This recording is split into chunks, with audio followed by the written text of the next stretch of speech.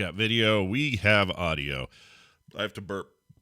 Oh, I didn't push to burp. That's okay. Here comes the show, everybody. Sit back and relax and enjoy it because we're here and it comes to you right now in 3, 2, 1. John. Yes, Mary? John, what's happening to us? I think we both know, Mary. It's just that we seem to be drifting apart. I'm sorry, Mary. I've tried. Oh, I don't blame you, John. It's just that... It's not your fault either, of course. It's just that we don't have... Exactly. There's this awful gap in our lives just because we don't have... Oh, but why talk about it? You can imagine what he's thinking now. Pretty hair. The morning stream, the morning stream, the morning stream, the morning stream, the morning stream, the morning stream. Eye contact. Great for job interviews, creepy while eating a banana. This is the morning stream.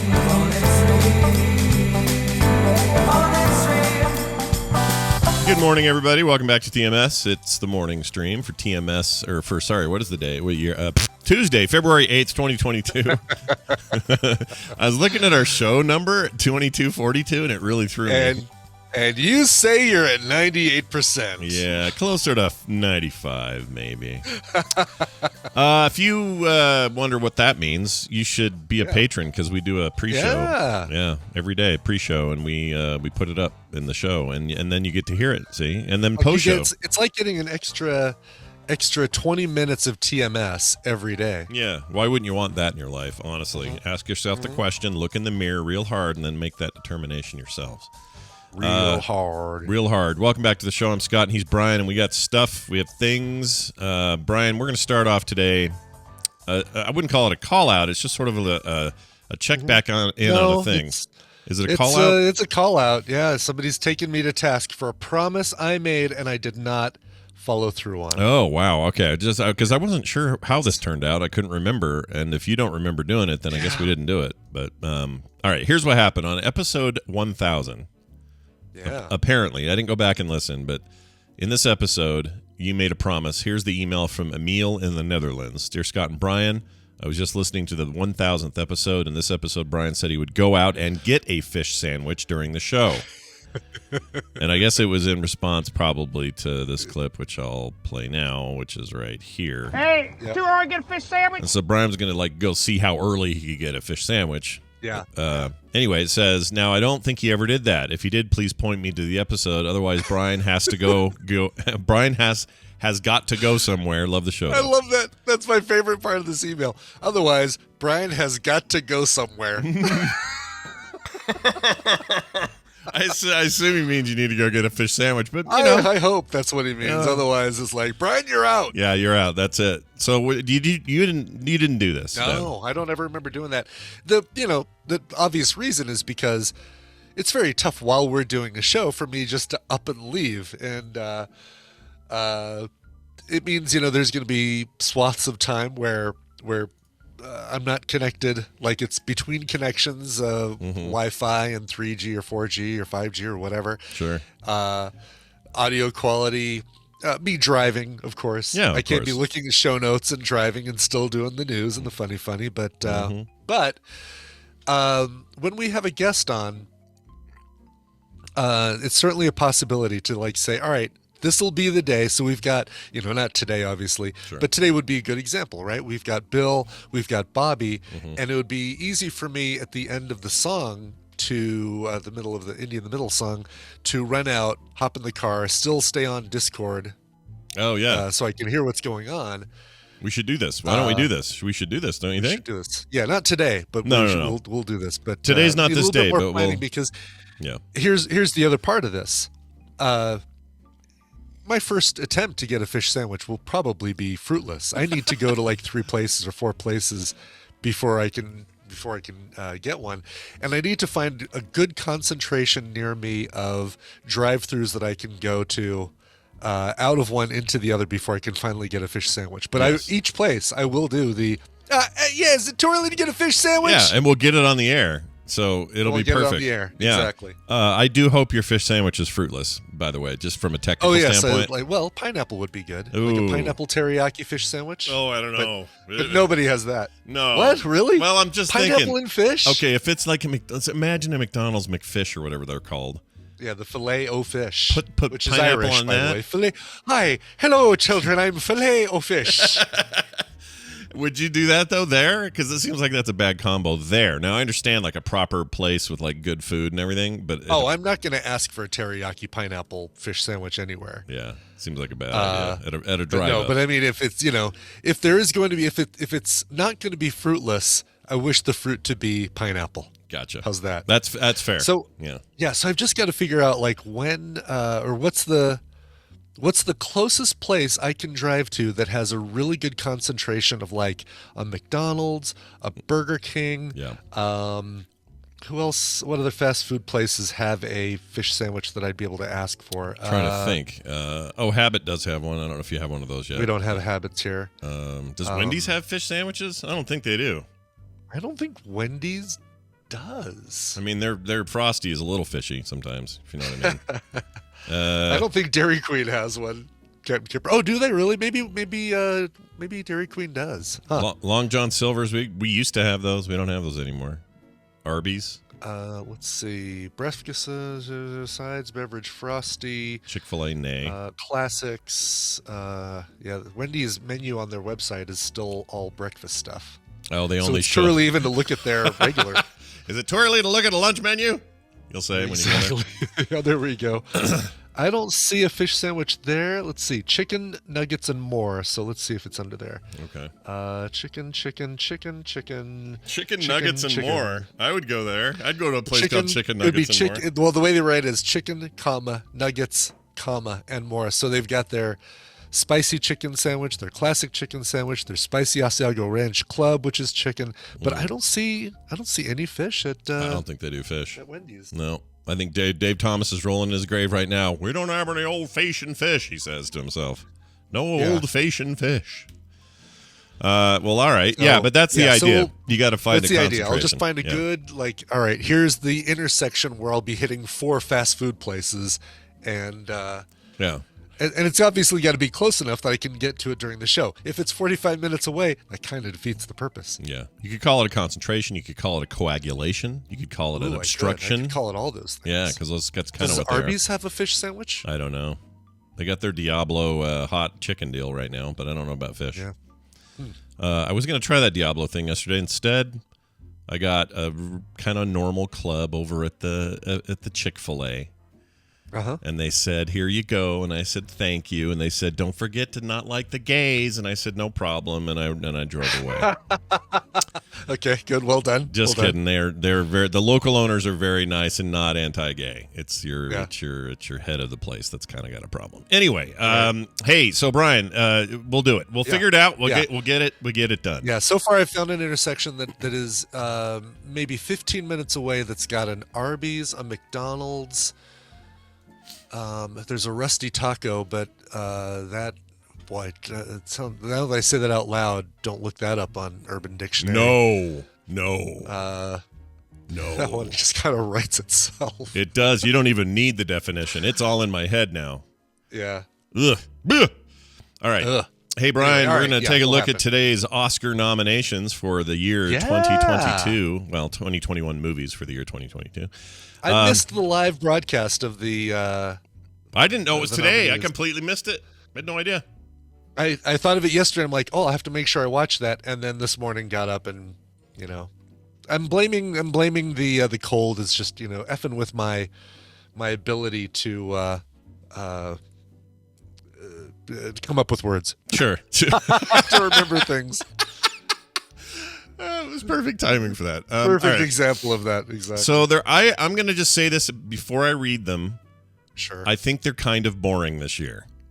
I don't mean the movies. The movies are fine. I'm saying there's nothing here that you're like, whoa, yeah, all right. Like, it's just kind of, of course it's up for of course these are on the list. Like, there's no big shockers here.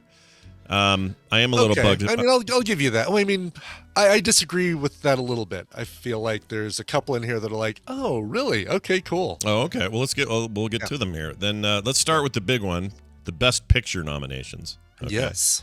I'm also curious how many you've seen of these. I will tell you right now, I have seen 7 of the 10 Best Picture nominees. That's pretty good. I have recommended 3 of them. Oh. Yeah, that's right. Coda. I'm gonna Don't Look Up, and King Richard. I recommended. That's right. You recommended Power of the Dog. Yeah, but we both saw it that same week. I think that weekend. Yeah, we both loved it. Oh, so good. It was a great movie. All right, so here you got your Belfast. Have you seen the Belfast? I have not. That's one of the 3 I haven't seen. The 3 I haven't seen are Belfast, Drive My Car, and West Side Story. Gotcha. So we got Belfast, Coda, Don't Look Up, Drive My Car, Dune. Perhaps the most important one on the list. I just want to put that out there. Dune. And that one I would say is the surprise. I mean, anytime you see a genre film in the staunchy, stuffy Best Picture category, it's a surprise. Seeing Mad Max there was a surprise. Seeing Black Panther there a couple years ago was a surprise, and seeing Dune is a surprise as well. I'll just say that one of us was not surprised by Mad Max Fury Road being on that list. I was not surprised at all. Well, in fact, I believe I predicted it, and it happened. Anyway. Yeah, good point. Right. Dune, King Richard, Licorice Pizza. I mean, I'm sure the movie's great, but I don't want to eat it. It's a nickname for a record album for vinyl. Oh, is it? I didn't know that. Yeah, which does not come up in the movie, by the way. Oh, that's just a thing you knew about. That's cool. It's just a nickname because there was a record store here called Licorice Pizza for a while, and we're like, what the heck does that name mean? And then they explained what's a nickname for vinyl albums. I honestly had no idea until now. That's really cool. I actually really like that now. I hated the name before because it just sounded gross. It stars the Heim sister whose eyes are a little closer together than the other 2. Yep, that sounds about right. She's a very interesting looking human being. She is very. Actually, all 3 of the Heim sisters and their parents appear in this film. All the Hymens are in there. Yep. They all get busted in this film. Oh, jeez. I was thinking, how could it get worse after I say this? And you immediately taught me. Have we reached the line yet? Oh, yes. Yeah, we're there. Nightmare Alley, which I've not seen yet, want to real bad. It's your Del Toro business there.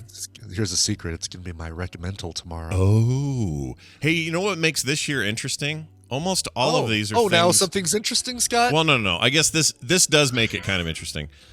This is the year where, and it's, there's many factors to this, but this is the year where you can see almost all of these now on streaming. Most years it's like, well, get to the theater and get her going, but now it's like, I don't know, this stuff's all at home. Correct. Yeah, basically everything but Licorice. So Belfast, Drive My Car, Licorice Pizza, and West Side Story can be viewed online now. Nightmare Alley you can see on HBO Max or Hulu right now. Yeah, that's weird, isn't it? I don't know. Is King Richard? King Richard was one of those limited time HBO deals. Yeah, it'll be back, but it was there for its first month. Same with Dune. Same with, although I think Dune might be on its way back. I think Dune's on its way. I don't think it's back yet. It's like the first one I can think of that was like that was the Suicide Squad, and that came back already, so it'll be back. I'm really happy to see Dude, Where's My Car on here. Oh, I'm sorry, Drive My Car. Sorry, Drive My Car. Japanese foreign film that's also up for Best International Film as opposed to Best Foreign Film. Fancy. It sounds good from the description, but like nothing. You can't even rent it. Like right now you can rent Belfast for $20 on Apple TV, but West Side Story and Drive My Car you can't even you can't do anything. There's nothing you can do. You can't even drive my car. Yeah. You can't even drive my car. I don't even think you can go to the theaters currently and see those. I think that they're in that weird event horizon space between theaters and rental streaming. Sounds right. Power of the Dog and West Side Story, we mentioned those are on there as well. Actress in supporting roles: Jessie Buckley in The Lost Daughter. Another recommendal. Yep, that's right. Ariana DeBose in West Side Story. Judi Dench, love her in Belfast. I mean, I haven't seen Belfast, but I love her. Kirsten Dunst, The Power of the Dog. She was really good. I would be very happy if she won. That'd be great. Yep. Aunjanue Ellis. I don't know. Anjanue Ellis. Anjanue. She played Serena Williams in King Richard. I feel like I should have gotten Anjanue. What's wrong with me? I should have had Anjanue. Look at it. It's spelled out right there. It's actually spelled the way you would say it. Anjanue. It's got a built-in pronunciation deal, and I couldn't do it. Anyway, King Richard, yeah. Claire Gack wants me to point out that I did see Belfast back in September, starring Claire Gack. Yeah, she's not up though. She's not up for this award. Sorry, not Claire. Up for this award. You got snubbed. You're the Denise Villeneuve of this of the actor category. Actor in a supporting role. We got Syrian Hines. Sharon, I think that's how you pronounce it. This is one that. Listen, I just learned this week that Aisling is pronounced Ashling. Ashling B. Oh my lord! She was. Did you see? You saw that Paul Rudd Netflix series where he cloned himself? Oh, I never saw it, but you recommended it or something, or someone saw Ashling it. B plays his wife, and she is hilarious and fantastic. And I'm just now getting to a season of Taskmaster where she's one of the participants, and that's awesome. Yes. Does Taskmaster fight Batman or just Taskmaster? So here's why I haven't brought Taskmaster up, and I think Taskmaster, spoiler alert too, might be another one of my. It's eventually going to be another one of my recommendals, and I've been kind of keeping it a secret because I've been wanting to do a live Taskmaster thing at one of our events, like a TMS Vegas or a future Nerdtacular or something. I'm already 5 seasons into the TV show. It's a BBC TV show where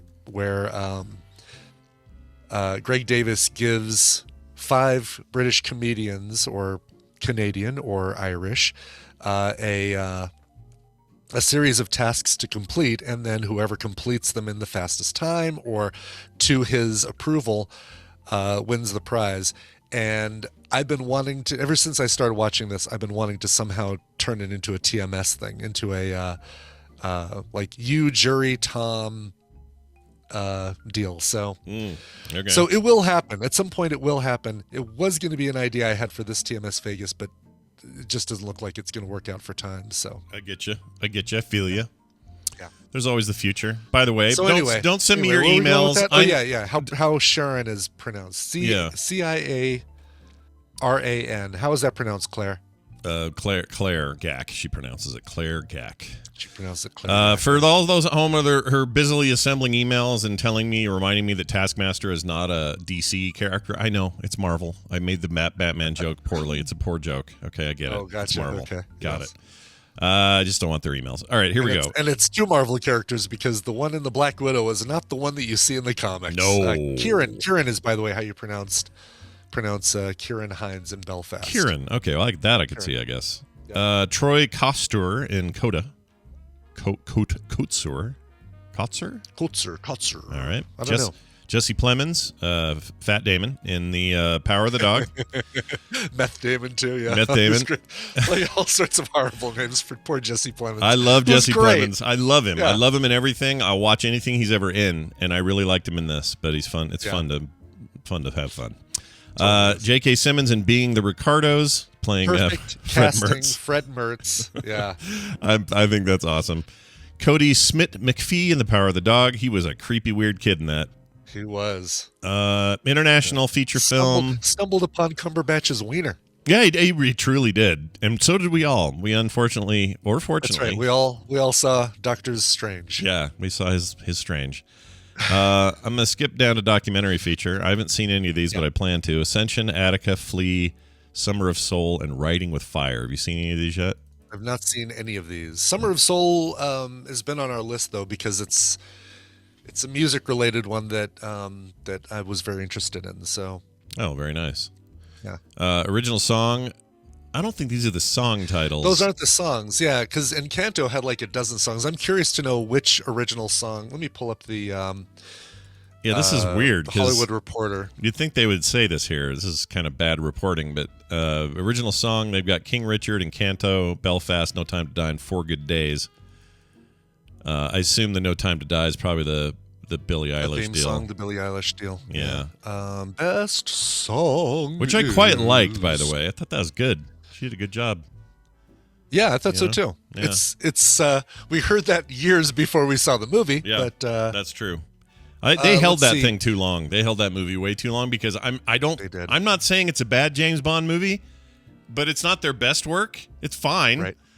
You held on to it too long, so the hype meter was off the charts and you effed it up. You shouldn't have done that. Just put it out. Yeah. So Dos Oroguitas is the Encanto song, which surprises me because I like the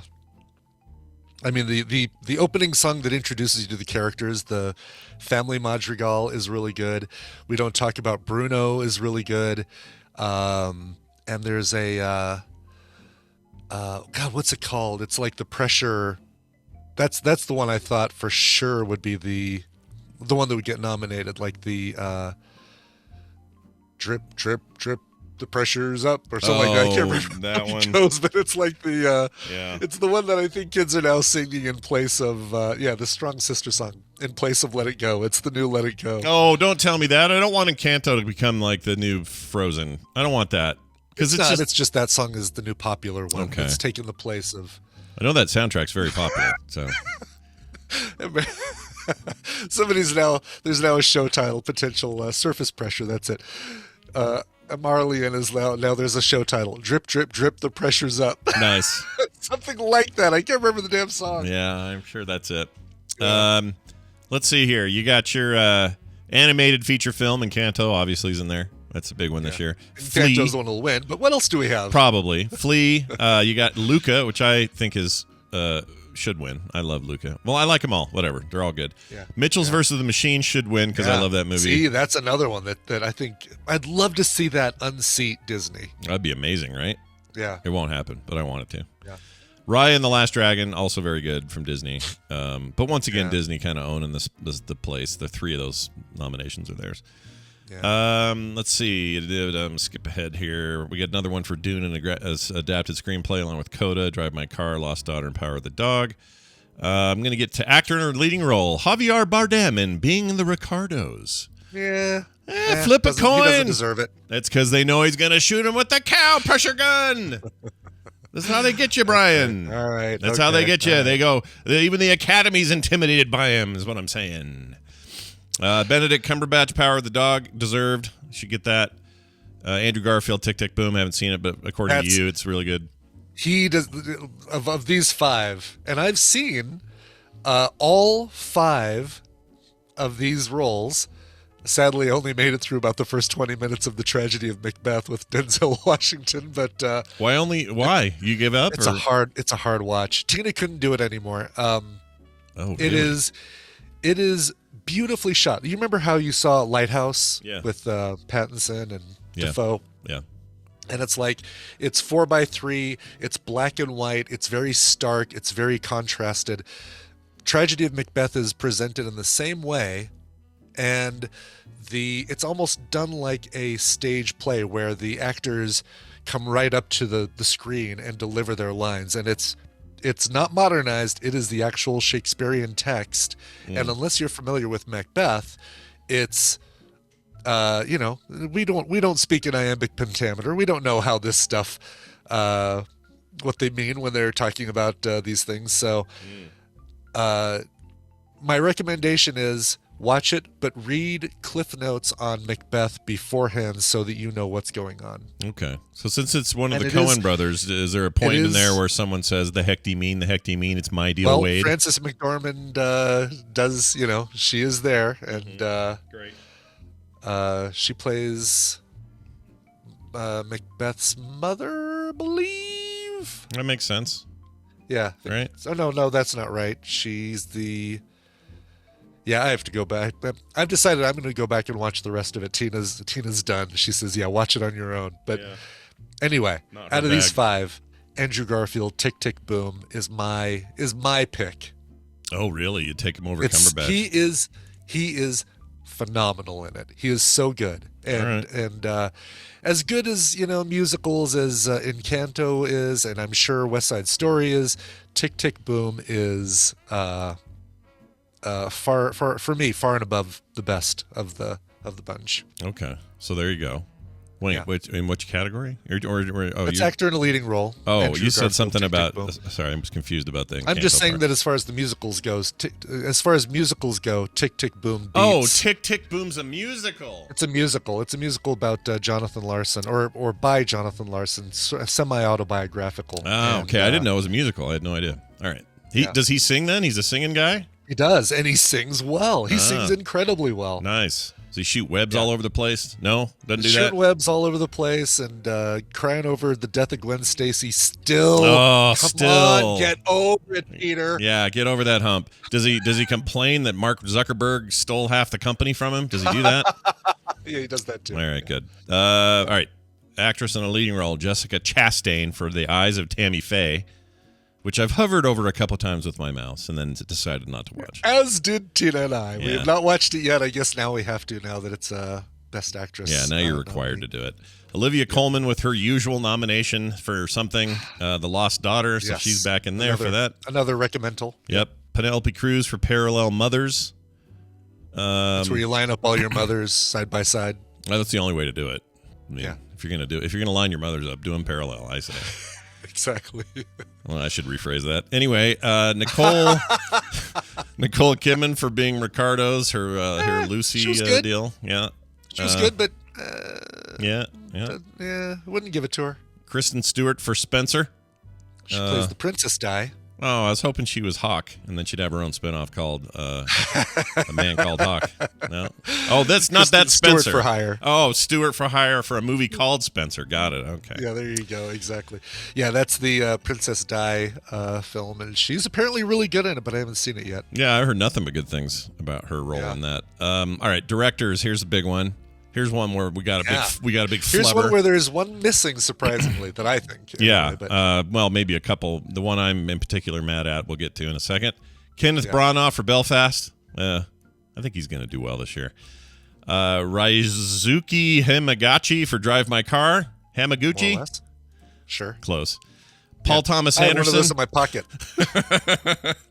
Paul Thomas Anderson for Mortal Kombat. Oh, I'm sorry. Wrong Paul Anderson. For Licorice Pizza. Jane Campion, Power of the Dog. By the way, she has not been nominated for Best Director since she directed what's his name's penis in The Piano. So there's that. Oh, really? Harvey Keitel's penis? Yeah, Harvey Keitel's Swingin' Dinger. Can you name one other thing about that movie? Nope. There's a piano in it, and his wiener, and then Holly Hunt, or who is it? Who's in that? Holly Berry. I'm not going to say it because I want to see if you can come up with something besides Harvey Keitel's penis. It's really shocking, and it's all I remember. Helen Hunt, not Helen Hunt. Molly. It's not Helen Hunt. What?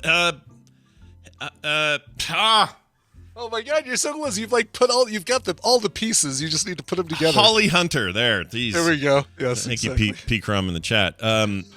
Yeah, Holly. That's all I remember. So it's all about a wiener, and it's kind of stark and like set in early 1900s or something like that. That's all I remember. Anyway, Jane Campion back on it with Power of the Dog, and then Steven Spielberg, who has got one nomination for Best Picture in every decade for 4 decades. Oh, has he really? Wow. Okay. At least one. That's nuts. Yeah. Yeah. For West Side Story. Now, I see no Quebec-y, fantastic Denis Villeneuve in here at all, and that is a problem for me. I think Dune deserved Best Director. Dune is in almost every other category. I know. That's what's so surprising to not see it here in director. I don't know how good Belfast and Drive My Car are, and West Side Story, so maybe they will just blow me away. But not seeing him in under director is a surprise. Also, Nightmare Alley. Oh my God, why am I blanking on his name? Guillermo Del Toro. Guillermo Del Toro. Brilliantly capturing carny life and the dark side of it in Nightmare Alley. Should have been in here as well. Love his movies. I mean, he won for fish date lady, right? Fish doing it with a fish. Fish date. Yeah, Yes. what was that called? It's called the shape of water. The Color of Water. There you go. The color of the shape of water.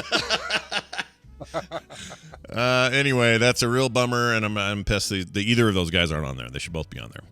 Okay, production design: Dune, Nightmare Alley, The Power of the Dog, Tragedy of Macbeth, and West Side Story. Then you got a bunch of stuff, costume designs and all these. Most of these have Dune in them. Let me get down here to score. Okay, how about this? Yep, we love our scores. Yeah, Don't Look Up. I actually really like the score in Don't Look Up. It was really good. It's funny, I don't remember it, but... I thought it was great. It's surprisingly good for a movie like that. Dune is amazing. I think the best work German guy has done. What's his name? Hans Zimmer. I think it's his best work. I freaking love it. Hans Zimmer. Which it says a lot, because that guy makes a lot of great music for tons of great movies. But man, the Dune soundtrack's insane. Especially those throat singer dudes on the Weird Planet. Oh yeah.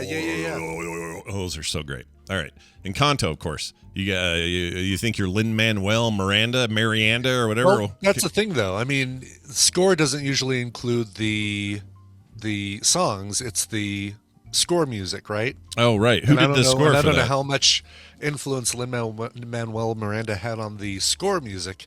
Mm-hmm. I hate saying his obviously, name. You feel like you always have to say his full name, because I do. I feel like you have to, right? Yeah, you can go Lin Miranda. I mean, you could. Lin Miranda. Could I just call him Lin? How about that? Just Lin? Manuel Miranda. I know, it's complicated. Parallel Mothers and Power of the Dog. That's a cool track, but it's also really disconcerting, the Power of the Dog music. Makes you feel weird. The music in Power of the Dog was so it resonated, and it like really set up what was about to happen in the scenes. Yeah, more so than reactive. And in some places, it's very minimal, but enough to make you feel like, oh my gosh, what is going to happen in this scene? Like it's very, very effective. Visual effects. We like this category. This is a great category. I can't wait to see what happens here. All right, we got Dune. We got Free Guy. Free Guy. This is the only chance it had at any sort of mention during the Oscars. Although people kind of like Free Guy, I guess it's liked, but it's not. Yeah, it's not Oscar material. It's just you see the trailer and you know exactly what you're going to get, and it's good, and it meets all those expectations. Yeah. So you got that. You got No Time to Die. I don't know what the effects are in there. I guess there's some just good stuff that look blowing practical. Stuff up and sure, I guess. You got your Shang-Chi, sorry, and the Legend of the Ten Rings. Yeah. There's all 10 of those rings. One to all the kings of men, the dwarves, and then who else got a ring? Oh, wait, that's wrong film. Franchise. Spider-Man, No Way Home, also on here. I thought the, typical superhero stuff that we get in there, but all looked real good. Except, you know what? I'm taking points off for the lizard up close talking to the lizard guy. I never liked the whole lizard look from even the Amazing Spider-Man movie, right? Yeah. It's video gamey as hell. There's nothing wrong with the way the comic book lizard looked. He looked like kind of a dinosaur man. Yeah, you should have gone like that. This one looks like a pale, scaly, I don't know. I agree. Yeah. Well, but also just when he talked, it was lip synced funny. It looked like bad video game budget. It wasn't good. So points off for that, Spider-Man. It's Rhys Davies, right? Wait. Who's the lizard in? No, that's not him. Not the band meeting guy. Is that who you're thinking of? Riz Ifans. Oh yeah, Riz Ifans. Riz Ifans. There's three Riz. There's Riz Davies, whoever played Gimli, forgot his name, and then that guy you just mentioned. Right. Somebody again another clarification. RHYS. Is it Riz? Riz. Raz. No, it's not Riz Davies. That's not him. Yeah. The band meeting guy is Dice Tomato. The band meeting? That's Riz Davies. Yeah. Right? Is it Reese? Okay, Reese. Reese Davies. Okay. Do we say it like Brian Dunaway? Reese's? Is it Reese's Davies? Reese's Davies Pieces? Yeah, I don't know. All right, here's a funny one. You want a funny one? John Rhys Davies is Bad Dates, Indy. Bad Dates. Oh, John Rhys Davies. Yeah, that's it. Oh, well, who am I thinking of? Who's band meeting? Is the other Rhys. He's Rhys Darby. Darby. You want to pull a chesty? Oh, you got to see him in his character in Bob's Burgers is one of the funniest damn things in the world. That's great. All right. This one's funny. Makeup and hairstyling. It's as if we're in a different planet. It really is, yeah. Coming to America, okay, with the 2 in the middle because it's a sequel. Cruella, The Eyes of Tammy Faye, House of Gucci, and really the only normal one here is Dune. Yeah. Give it to Dune. It really surprises me that this is the only... I haven't seen House of Gucci, but I heard it was really good. It really still surprises me that we didn't see it in any other categories, House of Gucci. Yep. Yeah, that's I also heard that. I heard what's his name's pretty. Oh, you know who I thought would be on here at least once for something was The Last Duel. I was sure of it. Oh, I know. Yeah, I'm bummed. And they didn't give what's her name Best Actress nomination. Jodie Comer, nothing. That's a crime. Yeah. That's a crime, dude. Also, for makeup and hairstyling, I really would have liked to have seen Rudy Giuliani. Yeah, that would have been great. Yeah, when he was getting his wiener out on the bed with with Borat's daughter. Borat's fake daughter. Yeah, I actually really like that movie. More than I thought I would. I didn't. The first one, whatever, I can take it or leave it. But that second one, I thought had heart and it was weird. It was good. What was I going to say about? Okay, who would you swap out here for actress in leading role? If you had to swap in the problem with Comer. this is that I haven't seen Parallel Mothers, I haven't seen Spencer, and I haven't seen Eyes of Tammy Faye. Nicole Kidman. I mean, swap her for Nicole Kidman. What? Yeah, absolutely. Nicole Kidman did a great job playing Lucy Ricardo and Lucille Ball, but Jodie Comer was fantastic. She is the glue that holds that whole film together. Without her, 100%. Without a great actor in that role, No, it's important. It's like you said it. It's the glue. It's the pivotal thing. You don't if she is not there, it doesn't freaking work. Yeah. So what are you even doing, Nicole Kidman? You've had your other ones. You've won others. You're good. Olivia Colman, even step aside for once. You win everything. I can't do it. I loved her in Lost Daughter. You need to see The Lost Daughter. Should be the next thing that your mouse hovers over on and actually clicks on Netflix is The Lost Daughter. Because Olivia Colman's characters are always you can't not love them. Right? Oh, I love her in everything. They're She's amazing. You love her characters because she does such a great job and she's so awkwardly sweet and all that stuff. Her character in The Lost Daughter makes you question loving her and wanting her as a sympathetic lead character. She did that pretty well in Fleabag. She was not a great person in Fleabag. Oh, yeah, that's a good point. As the stepmom. The stepmom. I forgot about it. She was awful. We need something new with Phoebe Waller-Bridge. I miss Phoebe Waller-Bridge. Isn't she doing a new?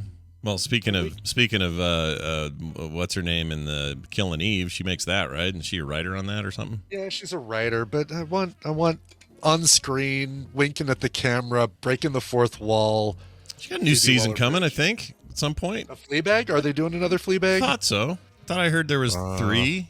You always do things in 3. That's how you kill Bowser. You hit him 3 times. You know? Law of threes. I thought I heard that Fleabag was done. Oh, well, that would sadden me to hear that because it saddens me too. That show's funny. I've never heard my wife laugh as hard as she did when we watched that. She laughed so hard. Did you watch the one where they're like all? I think it's called Crashing, but they're all crashing in a old abandoned hospital. An episode of Fleabag? No, it was a series, a Phoebe Waller-Bridge series. I don't know. I haven't heard of that. I would watch it though. Thinking that was what it was called. I know I can't remember. I like her a lot. Yeah, British TV series called Crashing. One season of it. Phoebe Waller-Bridge, a bunch of housemates. Because rent is so high everywhere, they crash in a abandoned hospital. Oh my gosh! Okay. And it's great, but it was only one season, and it was so that'll satisfy your Fleabag lack of Fleabag sadness is watch Crashing. She wrote No Time to Die? Yeah. What? I know. It's great because we're getting so much Phoebe Waller-Bridge, but we're not getting the Phoebe Waller-Bridge that we want, you know? And she's doing Yeah, she co-wrote No Time to Die. Yeah. But still, She's working on she's a co-creator and writer of Mr. and Mrs. Smith, a television adaptation of Mr. and Mrs. I didn't Smith. realize there was. That comes out this year. Okay. So that's what she's working on. She's what is she? She's amazing. Again, another one you need to see is oh no, that's not her. Never mind. Oh no, that is her. Yeah, Run, which was an HBO movie with Donald Gleason. Gleason. I worked so hard on getting the first name right. Donald Gleason and Merritt Weaver. Yeah. Where one of them texts the other one the word "run," and they both meet at. It's their cue to meet at a train station. Oh yeah, she wrote that. She wrote that, and she even appears in a couple episodes of it. And again, another one. It's like, yeah, watch that. If you have not watched that. Well, I'm just going to go ahead and say it. She's stupid talented. Like she is.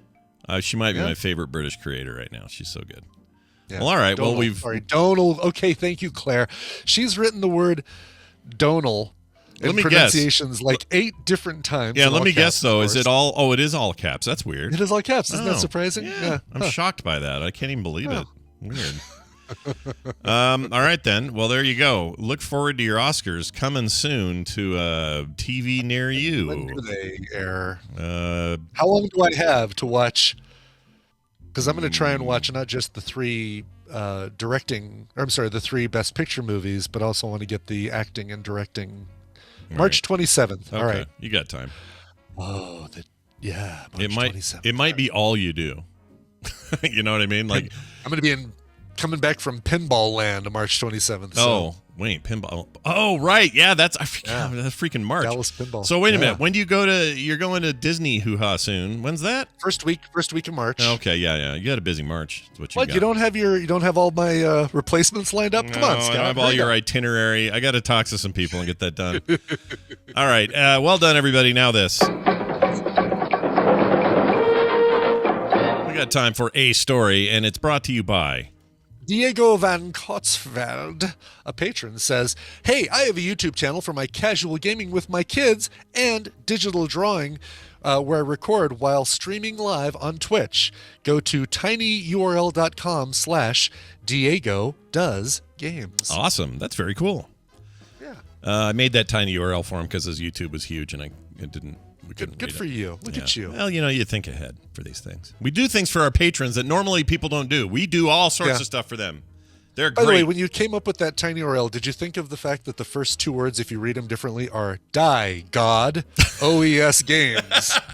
Yes, I did. But the problem is Diego Games, Diego YouTube, all these were taken. And so I had to settle. But yes, I did read Die, God, OS Games. All right, here's your one and only story for the day. It's a real treat. A Foot Locker employee, they wear the stripes and they look like a ref and everything over there at the Foot Locker. Yeah. They still do that? Is that a thing at Foot Locker? They got to look like a ref? I think so, yeah. I mean, are there still Foot Lockers? I think. That actually is the bigger question. I think so. Yeah, they're never going to get rid of that uniform, that outfit. Okay. Well, then this guy, just picture, this is part of the visual, so picture that. Okay. Foot Locker employee allegedly ejaculated into sneakers while he was at work. That's a foul. It is a foul. That's a personal foul. Yellow card. Sneakers are known to inspire passion, but this is ridiculous, says this article. A Foot Locker employee was allegedly having sex with, and let's say, finishing the deed with a pair of sneakers.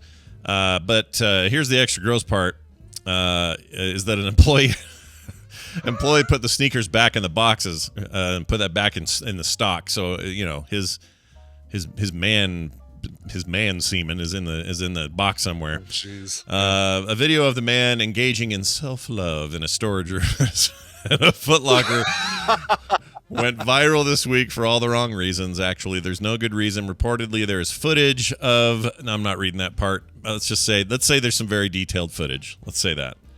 Okay. All right. As you can see, read that sentence and tell me you want to read that out loud. Yeah, I don't know. It just surprises. You know what? I'll read it out loud because I think you're missing an opportunity for you to say this word in a very fun way, like this. Right. Reportedly, there is footage of the ejaculate in the sneakers insoles. See, you missed an opportunity, I right? hate the word ejaculate. I hate it. It's just nasty. Ugh. Anyways, you can see we're at Foot Locker here. There's nobody else here. Oh, shit. I am fully, completely, 100% sexy and naked, said the sneaker freak in the clip. So he's on video saying this. He went, let's see, it went down in Ontario, Canada. Oh, it's not Florida, is it? Oh, interesting. Oh, well, what do you know? Yeah, He Canada. turned those New Balances into Goo Balances. Uh-huh. He put the sick in the Asics. There you go. You did it. He's got another one. There's got to be more. There's got to be more. Yeah, threes. Law of threes. Let's get it in here. Yes, I know. Oh, there's something. Come. Why am I? There's something with Reebok. Good Lord. Reebok just feels like. You had me with. Come on, Reebok. All right. Foot Locker is aware of the footage and issued this statement. Quote unquote, Foot Locker is committed to operating with the highest ethical standards, and this type of behavior is not tolerated. We are aware of the incident, and we are taking appropriate steps to address the situation. I'm not saying they meant to put the word steps in there and they're a shoe store. I'm just saying maybe they did. That's clever. I'm just yesterday, when we were talking about the brawl at the Golden Corral over steak, and I brought up, get to the meat of the story. Cleo said they had a beef. I think Tristan wins because he said last night came up with this, like as soon as I told him the story, he said, wow, that is some prime Golden Corral activity. That's good. That's prime Golden Corral for you. That is good. That's very good. Well done, Tristan, and well done, article, for making us all squirm a little bit well here done, in the show. Foot Locker employee, for Yeah, whatever you did. I don't want those shoes. I don't like Nikes, is what I would say if I was there. That's right. All right, we're out of here for a minute while we play a song. And that song will be presented by Brian. After that, we're going to be hanging out with Bill, a little bit of time with Bobby. So stick around. Brian, why don't you play that song for us? Yeah. Oh, man, we're getting to play some Alt J. I love Alt J. They have a brand new album coming out this Friday called The Dream. And their tour starts at the end of this month, so you can see Alt J come to a place near you, potentially. Here's the brand new single from their brand new album. It is called The Actor. Skeletor, the master of the universe. Hello.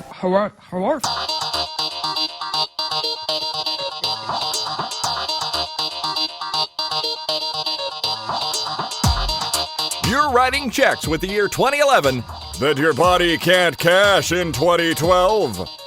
This is the morning stream. Very timely clip from Scott Fletcher there.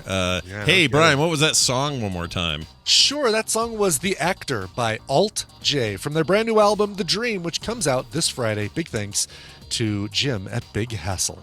So Alt J is not short for alternate jazz or something, right? No, I don't know. It's something that if you do it on your keyboard, you automatically play his music, I think.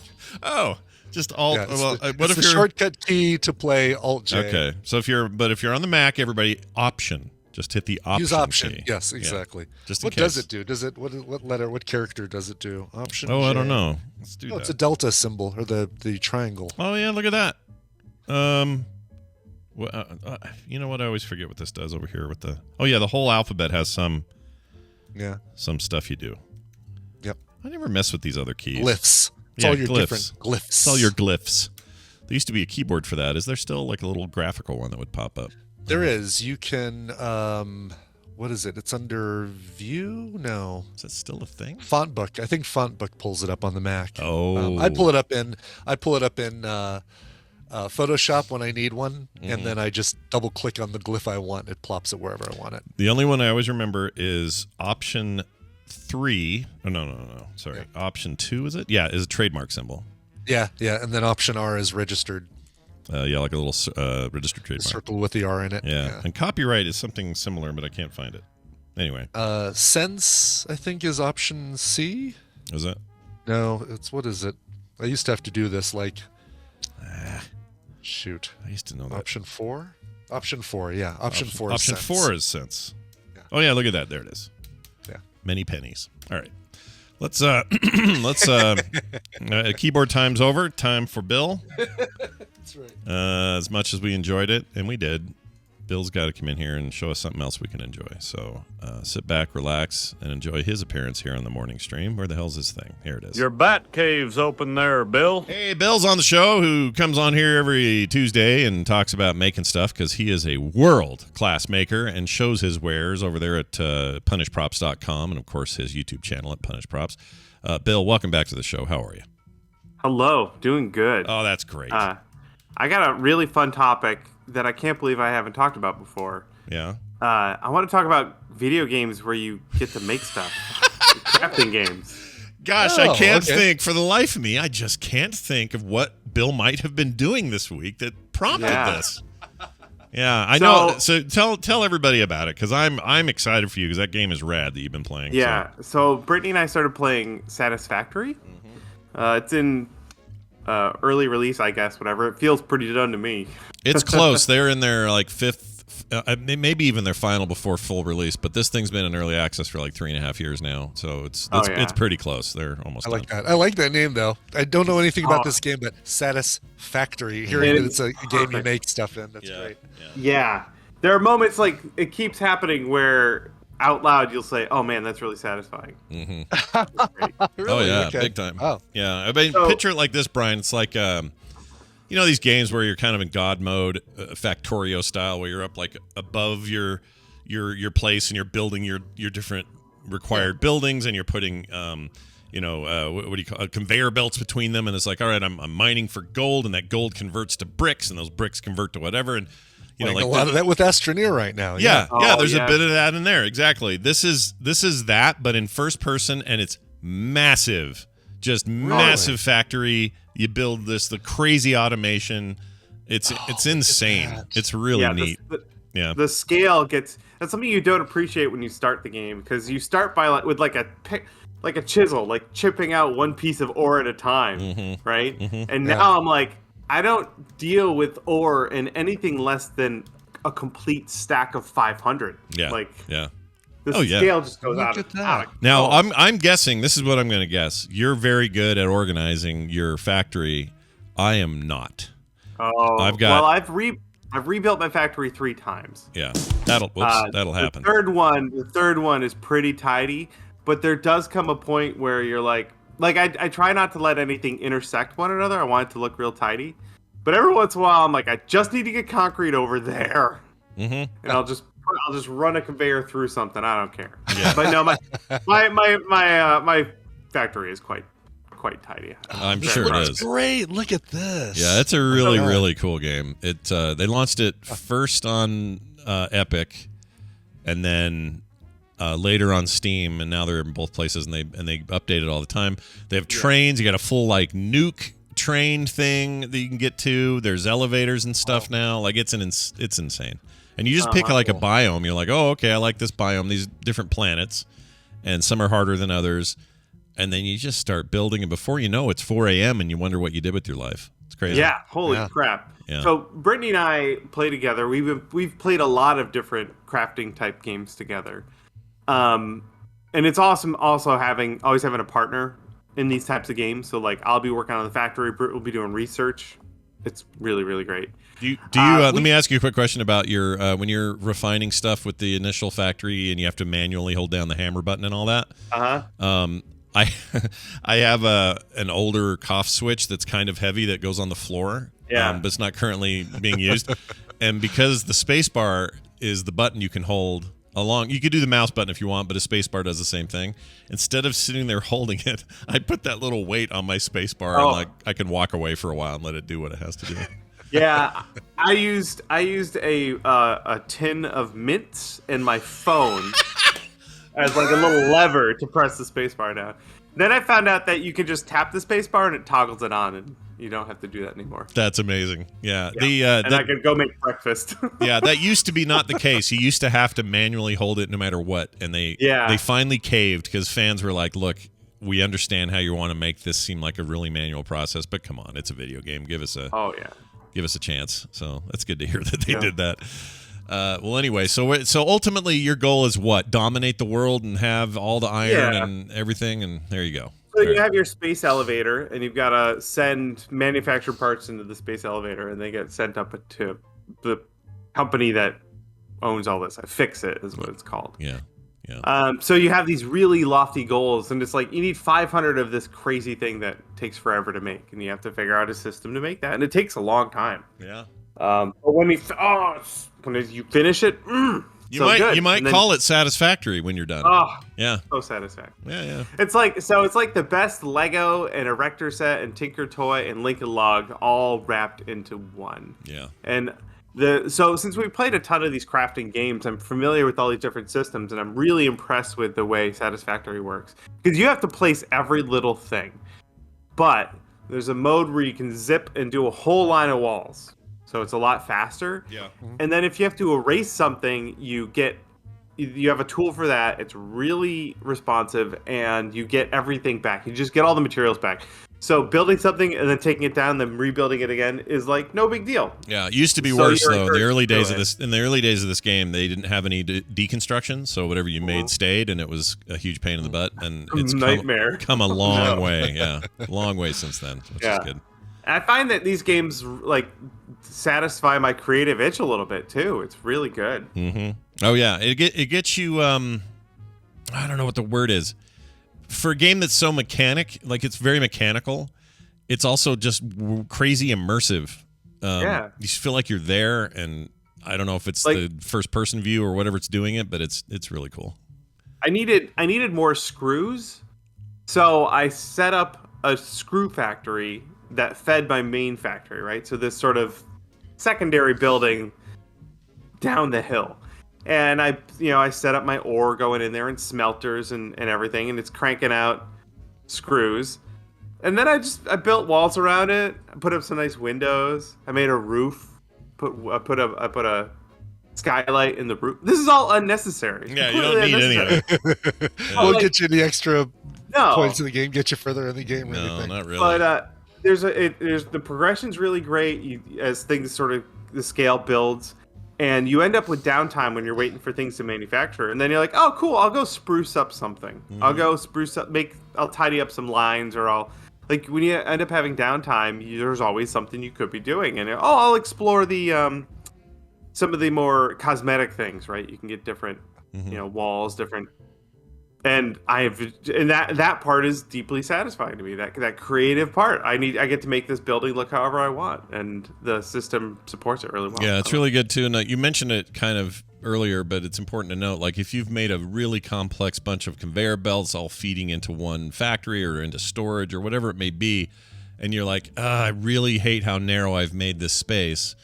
You just go and you'll stop production for a bit while you do it, but you can just tear it apart and fix whatever you needed to, and then you're back in business, and you didn't lose anything. And I don't know, there's something really satisfying about it's a good mix of stuff. Yeah. So I wanted to just quick rattle off a couple other good examples of ones that I've enjoyed. Like there's like Minecraft and Terraria are obvious. Yeah. Minecraft was kind of the proto survival crafting game.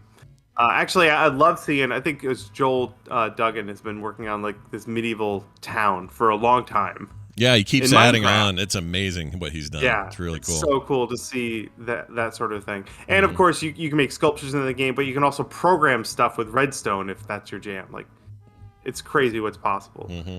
But Raft we played recently, and that one is super fun. Yeah, Raft is good. A fun adventure, and you have to build your raft one little segment at a time. And our raft ended up being like 5 stories tall, and it had a little bedroom. There's tons of decoration and customization options. Yeah. And the story is really fun, and it's one of the few games where I actually enjoyed. Well, I enjoy everything except the shark. But there's a mode where you can turn all that stupid shark stuff off. If you want. Bruce can go straight to hell. Yeah, Bruce is a dick. But that's a really cool game. We talked about it on Core, and John played probably more of it than any of us, but it was such an interesting take on this. Yeah, whatever this genre is. I played it through twice with Britt, and I'll play it through again. I know because they keep adding to it. Yeah, it's just so good. That's another, Valheim is very similar, yeah. Although I think the building in Valheim is just phenomenal. Yeah. There's a subreddit if you're interested, if Valheim builds subreddit where people share the things they make in that game, and it's insane. It's just completely insane what people are I making. would play Valheim way more if I liked the survival parts of Valheim and the fighting. And I wish it was just me building stuff. And I know you can, there's command lines to go in God mode and just do whatever you want, but I wish the game was less about fighting bosses and whatever. Right. Yeah. And that's something Satisfactory has. There's very little combat. Every once in a while, you have to fend off a creature or whatever. But there's not really a lot of combat in that game. Which I tend to lean more towards that. Same. And then Brian, you mentioned Astroneer. Oh my goodness, Brittany and I played through that game 3 times. Yeah, it's the coolest toy set ever, right? It really I can make is. little rovers with little trailers and and they look like little toys. They look like it's so great. Yeah, so far I've unlocked the core of 3 planets. I'm working on all 7. And if you ever seriously at any point, if you're playing that game and you want a hand, give me a call. Any time of day, and I will join you, and I will help you collect minerals. Nice. And I mean this. Yeah, Astroneer is awesome. I'd love to play Astroneer with you. Very cool. Very, very cool. And do you feel like, as a guy who makes actual real stuff in real life, playing something like this fuels you in that regard, or you feel like it? What effect does it have on you as someone who actually builds things? You know what I mean? It is a positive influence on my creative loop, I would say, my creative process, because you go through at least for me, as a maker, I go through periods of I need to be actively making stuff with my hands, and then I need to be taking photos of that thing, and then there's a period where I'm like, I need a break from that. That was a lot, and in that time, that's where I'm like, I need to be inspired. I need to watch maker YouTube channels. I need to play maker video games, because all of that just feeds my creative loop. And after that, I'm like, all right, I'm ready to make stuff with my hands again. Yeah. And I just go through that cycle constantly. And the creative video games are a huge part of it. Well, you got me to reinstall it, so nice job. Well done. Yeah. Cool. Well, all right then. So there you go, everybody. You want to get a little taste of that? There are plenty of these. Factorio is another really good example. It's this 2D. Yeah, I've heard about that. It's basically a 2D version of this. That kind of, in some ways, I think Satisfactory lifted a lot of those ideas and just said, well, let's make a big 3D version of this. The other good one is, I can't remember now. Developed in China. It's almost done. People love it. Forgot the name. Someone in the chat remember. It's real good, though. You're a little robot and you run around building stuff. Something Sphere. Oh, Dyson Sphere. Dyson Sphere. That game is really good. People were telling me about that one, too. I haven't checked it out yet. Yeah, it's very, very good. Different perspective, obviously, than this, but it's... bad news is I still have a lot of Satisfactory to play. Yeah. I'm about 50 hours in, and I predict another 100 hours at least. Oh, easy. Yeah. And this thing's like, they've still got updates. They've still got stuff they want to do with it. You're in good... And I guess they just added some controller support to it for those that prefer controllers. I tried it. I don't love the controller support yet, but it's just getting refined. So, your mileage may vary, but you can get it wherever you get your games. You getting a little bonus content for us today, or what? Yeah, my buddy Bob over at I Like to Make Stuff is working on restoring a Carmen Ghia, and he had my mom used to have a Carmen Ghia. Those are so cute. They really are, and he built basically a rotisserie for the car body, so they could lift the car body off of the frame and rotate it so they could work on the car body. And I think that's cool. Look at that. That's awesome. Growing up, my dad and me and my brothers restored a 68 Volvo P1800 sports car. It's the coolest little car. And we did this, but we didn't have a rotisserie. We just had to lift that thing off by hand because he had 3 teenage boys to help him. Yeah. This would have been so much nicer. Man, my dad, died in 2000, but had he been around for the YouTube age, this sort of stuff, this is all he would do, is watch this stuff all day. He loves this sort of thing. I'm terrible at it, and I look at this and go, well, that's a bunch of work I don't want to do. But for people who are into this, man, what a cool thing that is. Mm-hmm. Well, there you go. Go rotate your own car, everybody, and learn how on this channel.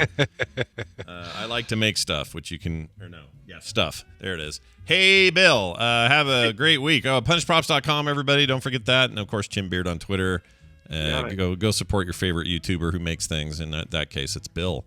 Hey, Bill, have a great week, and we'll see you next time. See ya. Bye now. See ya. Oh, man. Carmingy, I haven't heard that in about... I know, yeah.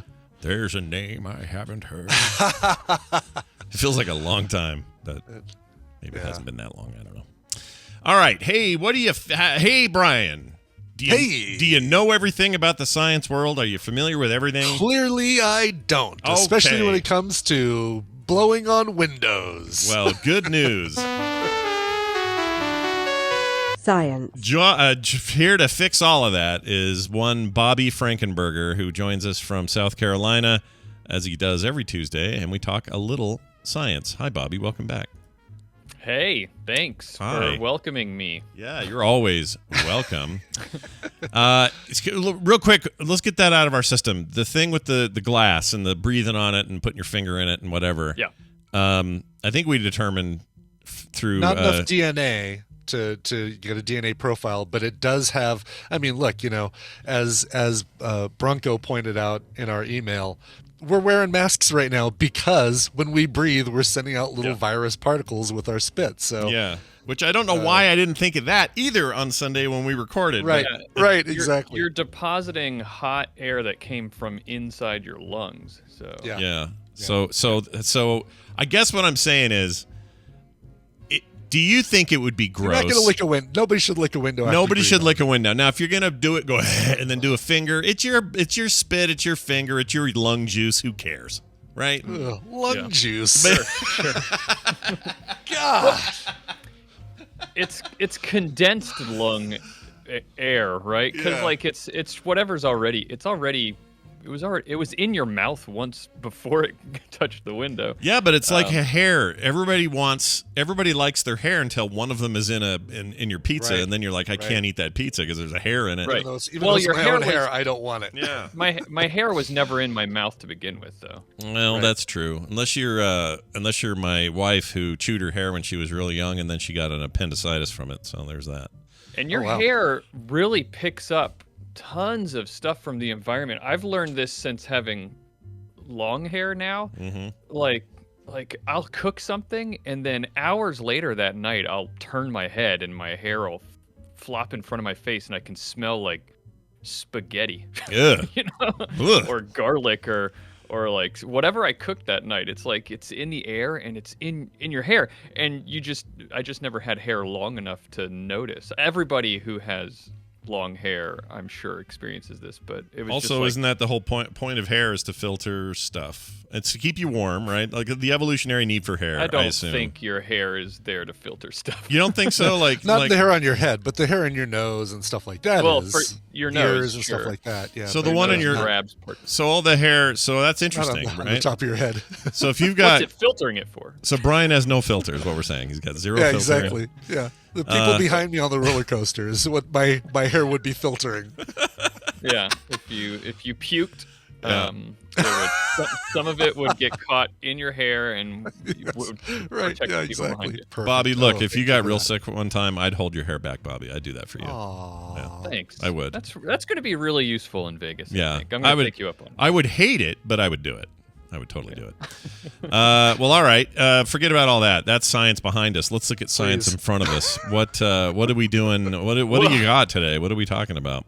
Surprisingly, we might be talking in a way about science behind us because the CDC has just on February 4th announced that they're now publicly logging SARS-CoV-2 virus levels in sewage around the U.S. Oh, so that's lovely. So what does that mean, and how should I prepare my sewage?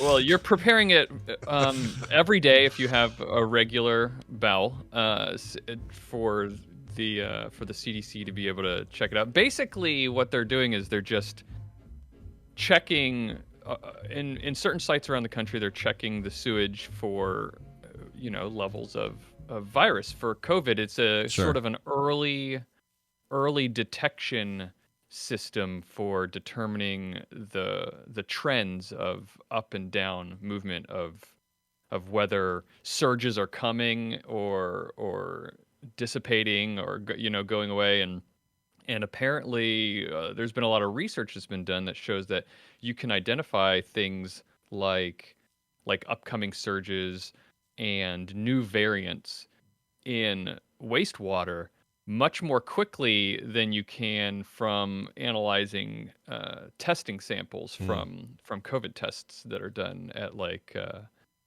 those public testing sites. Oh, that makes sense to me. I mean, it sounds gross and everything, but the truth of it is, like, you have a big sample size from major populations that is there no matter what.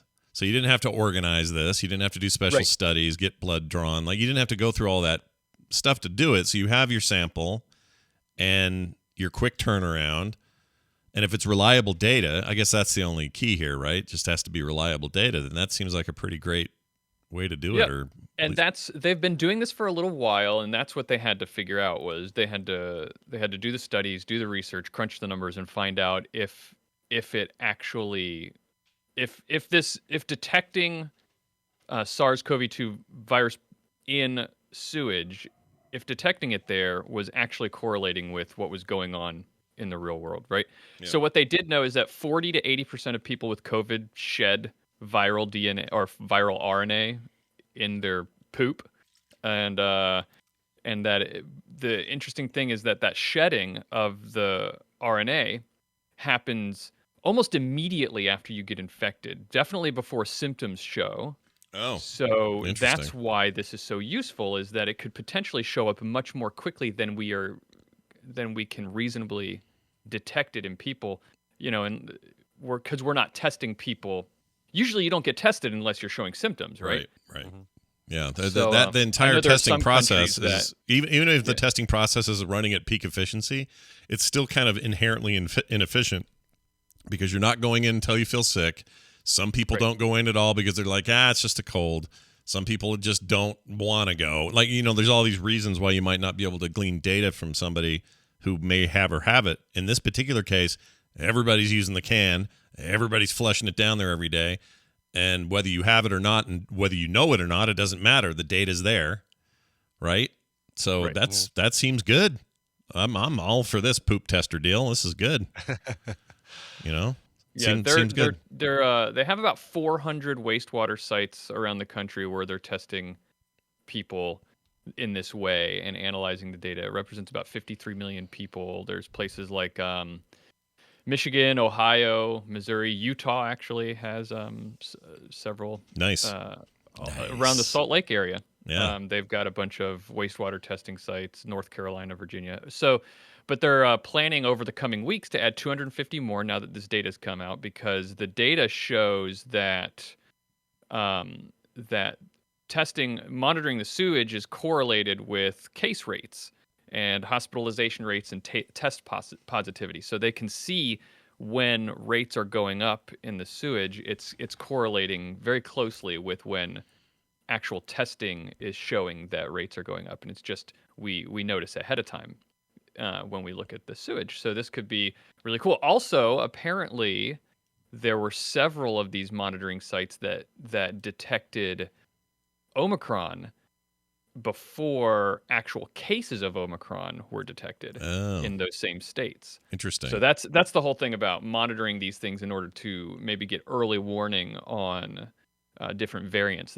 We can start testing them ahead of time. If we can detect surges ahead of time, maybe we can get hospitals in certain areas prepared before the surge happens, so that they can have bulk up their supplies sooner and stuff like that. But sure, you said it exactly. The reason that this is so helpful and makes sense is because of the fact that, like the book says, everybody poops. Mm-hmm. And and so it's when you're just looking at test sites, by nature, that is a self-selecting sample, right? Mm-hmm. Only the people who think they need to be tested are going to be tested, whereas everyone is, in a way, everyone is being tested. Yeah, you don't have a choice unless I ain't letting the government poke through my poop. I'm going to go out in the woods. Like I could see. My poop has constitutional rights.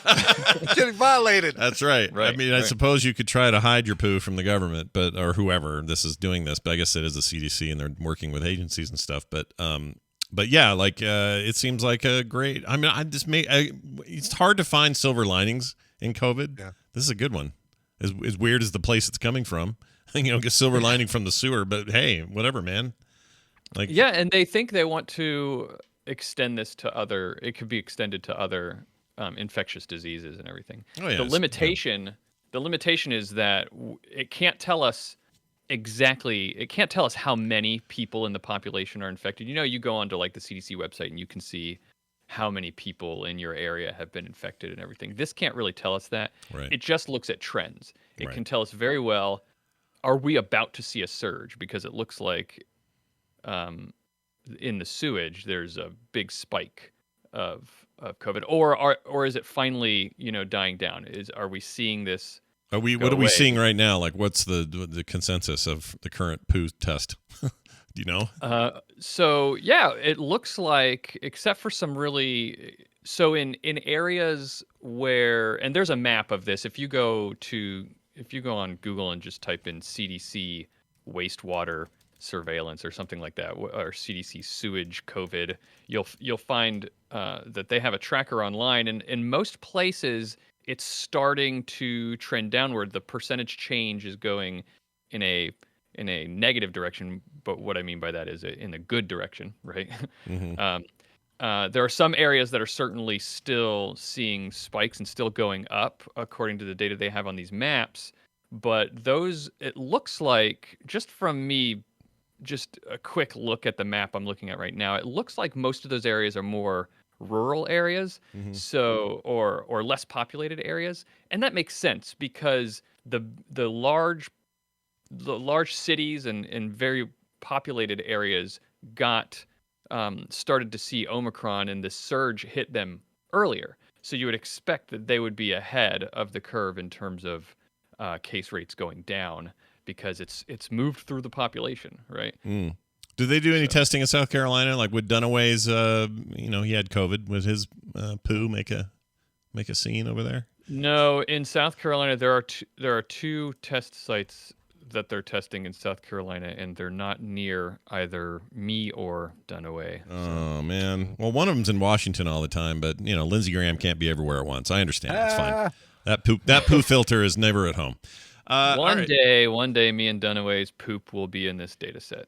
It will indeed. I look forward to that day. Look forward to that day. Yeah. Exactly. Everyone just wait your turn. Well, all right. This is very cool. I don't know why I find it so cathartic to hear this, but I do. It's. I mean, the better information we have, the better we can handle things. So it's good.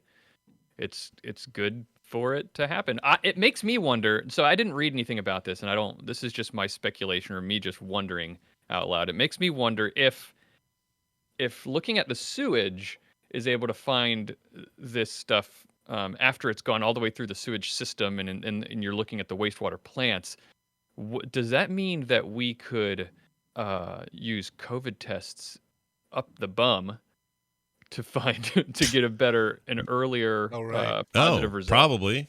I mean, great. That's where they say. Can't wait for that swab. They tell you to put your do that at the drive up. Hang your butt out the window. Exactly. Yeah.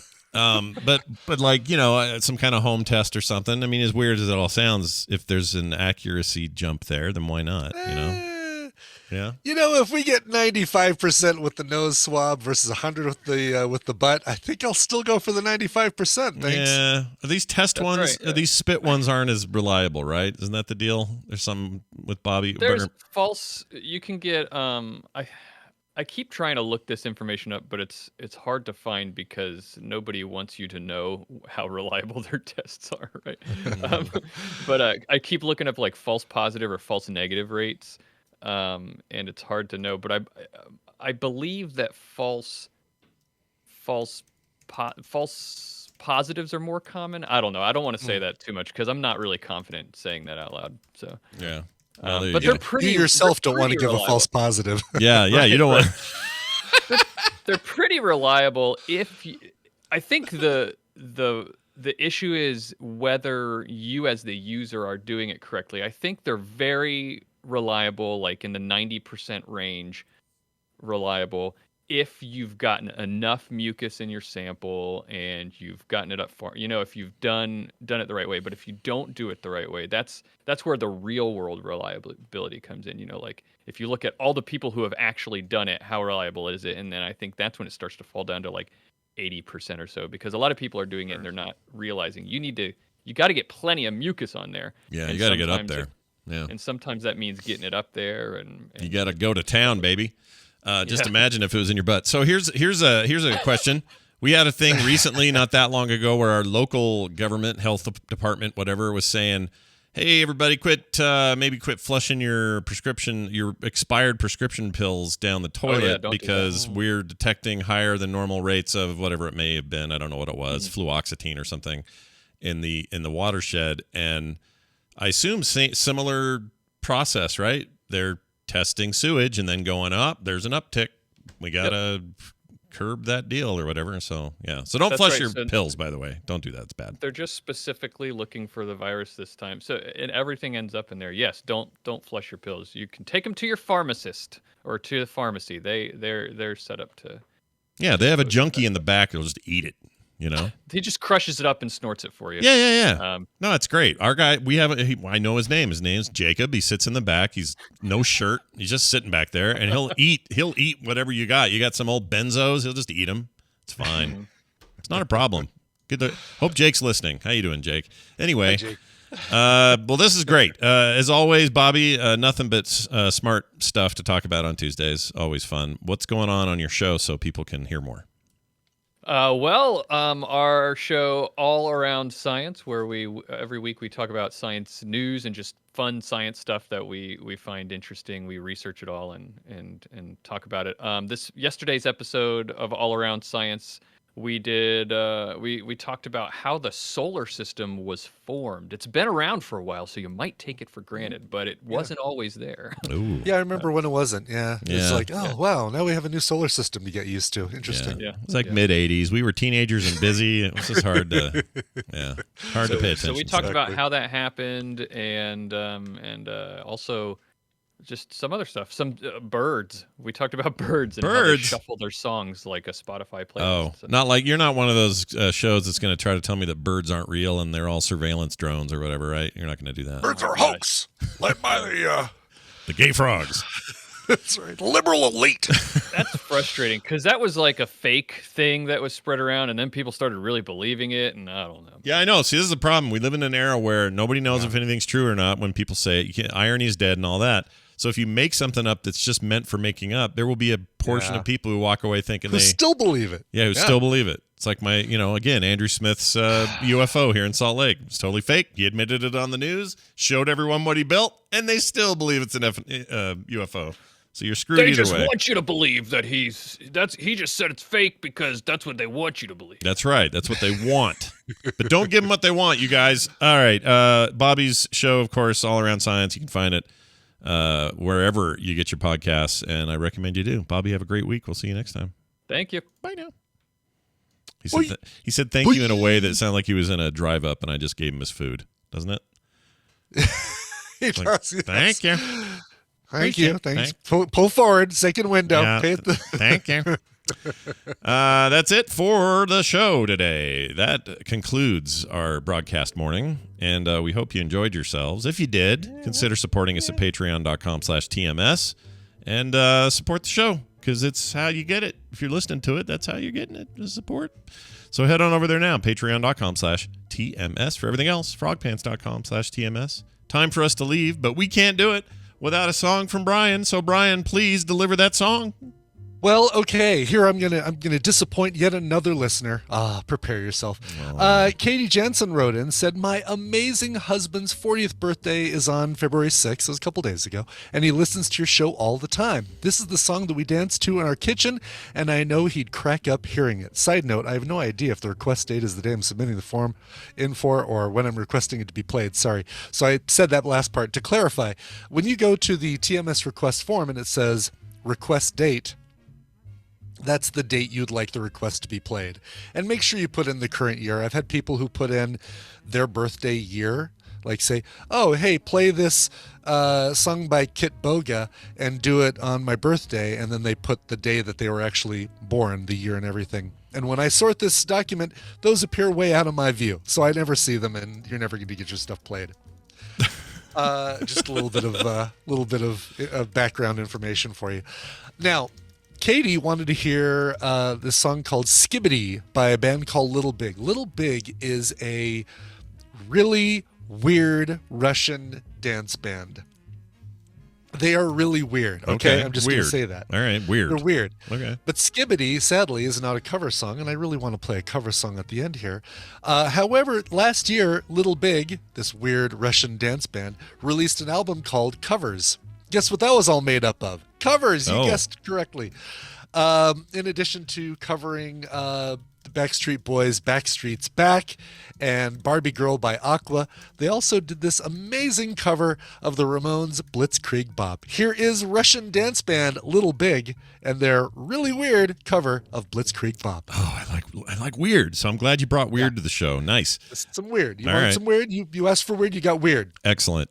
Tomorrow, all the normal stuff. Okay, you guys? So come back. Less weird. Yeah, less weird tomorrow. Okay, we promise.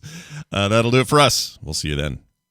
This show is part of the Frog Pants Network. Frog Pants Network. Get more shows like this at frogpants.com. Oh, yeah. I forgot I had that there. All right. Well, we'll use it. That's fine. Yeah. What the heck? Why not? Yeah, why not?